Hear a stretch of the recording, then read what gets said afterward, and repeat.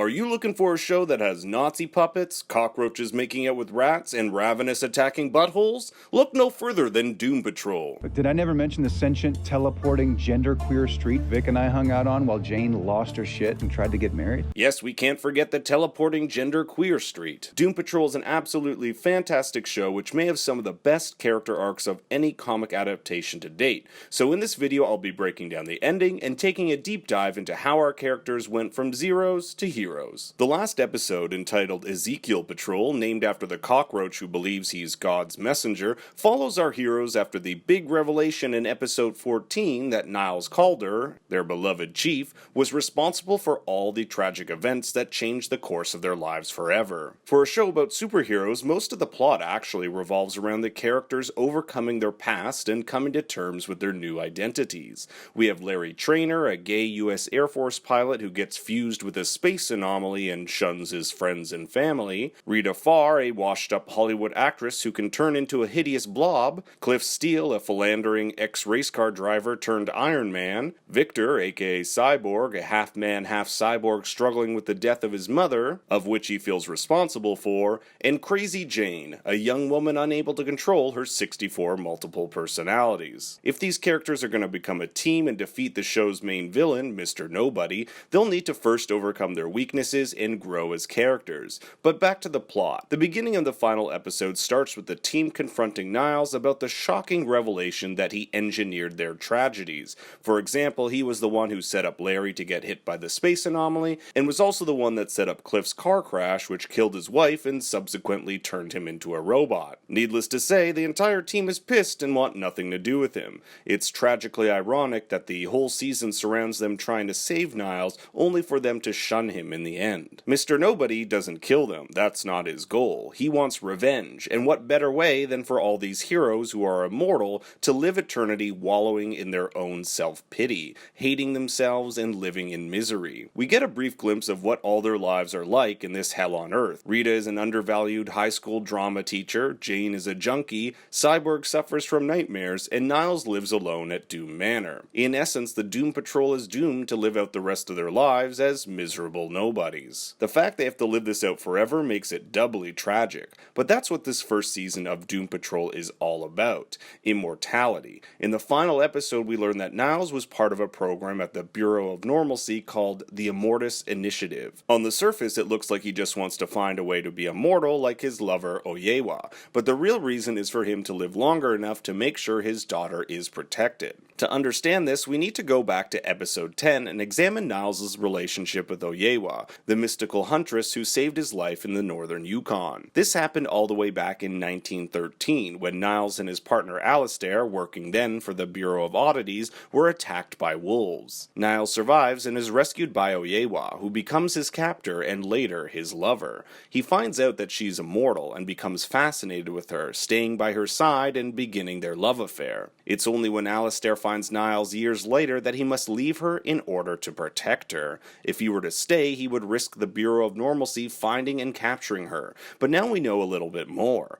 Oyewa had his child, which we'll later come to know as Dorothy Spinner, but we'll get to that in a bit. Niles locked Dorothy in the dollhouse on Danny Street to keep her safe from the Bureau and Mr. Nobody, and devoted his life to finding a way to become immortal. Jane, Cliff, Larry, Rita, and Cyborg all became his experiments, his way to find a path to immortality. But as we'll find out, these experiments fail. These characters are all broken, both internally and externally. Jane can't control her personalities, Cliff his negative man, Rita her blob powers, Cyborg his grid system, and Cliff, well, Cliff's a robot. Niles made them this way and deep down feels responsible for them, hence why he allows them to stay at Doom Manor and gives them purpose through the Doom Patrol. But you'd think Mr. Nobody, now victorious, would be celebrating his victory. Nope, he achieved all he had hoped for, but now has drunken himself into a stupor. He no longer has a purpose, he's directionless, he's back to being a nobody. What's a villain to do? That's when he's introduced to Ezekiel the cockroach, who tells him he hasn't finished off Niles for good.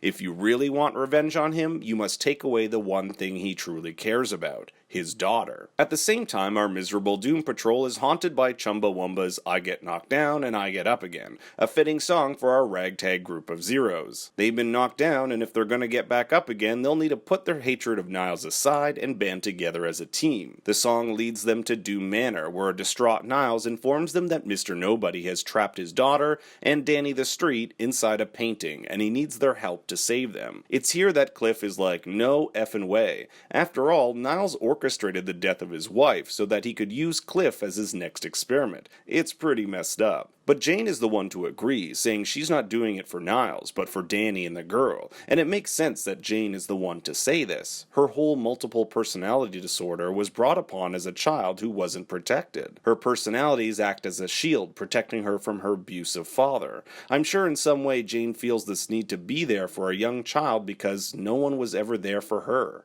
The Doom Patrol transports into the painting, only to find out that the cockroach and Admiral Whiskers have ballooned into giant kaiju-like creatures. If they're going to put a stop to them, Mr. Nobody, and save Niles' daughter, they'll need a plan. It's at Peeping Tom's Perpetual Cabaret we learn that Mr. Nobody has been overthrown by Ezekiel, and that he used the Beard Hunter's powers to track down Niles' daughter. He drinks himself silly, but it's Rita who gives him a pep talk. She says it's better to be a nobody than nothing, and convinces him to have a comeback and use his power of narration to convince Ezekiel to make out with Admiral Whiskers. Yes, this plan is absolutely bonkers, but so is this show. Rita, Cyborg, and Cliff make their way into the cockroach's stomach while Larry uses his negative man energy to open a portal back to the real world. In the dollhouse, Jane and Niles rescue Dorothy when Larry transports all of them back to the real world, leaving the Beard Hunter and Mr. Nobody in the white space. The white space referring to the white space found in between comic book panels. Since cockroaches can survive powerful blasts of radiation, Rita, Cyborg, and Cliff are able to withstand the blast. So can Larry because he is radioactive himself. But how did Niles, Dorothy, and Jane magically transport into the stomach of the cockroach? The answer may have something to do with Dorothy and her special powers. In the comics, Dorothy Spinner is a character who has the ability to bring imaginary beings to life. She also has a facial deformity that gives her the appearance of an ape. This could also be why we never actually see her face in the final episode. Her name is a nod to Dorothy Gale from The Wizard of Oz, and she even wears the same clothing and pigtails Dorothy does at the very end. The ape-like face would also work with her mother being an ancient, hairy, godlike woman, but unlike the comics, it appears this Dorothy Spinner has far greater powers. When Mr. Nobody is confronted by Niles, he says that the girl is, quote, an adorable chip off the old block, and that she was the woman who enlarged Ezekiel and Admiral Whiskers. In episode 10, we also see that when the Beard Hunter found Dorothy, he was attacked by the same monster Oyewa summoned more than a century earlier,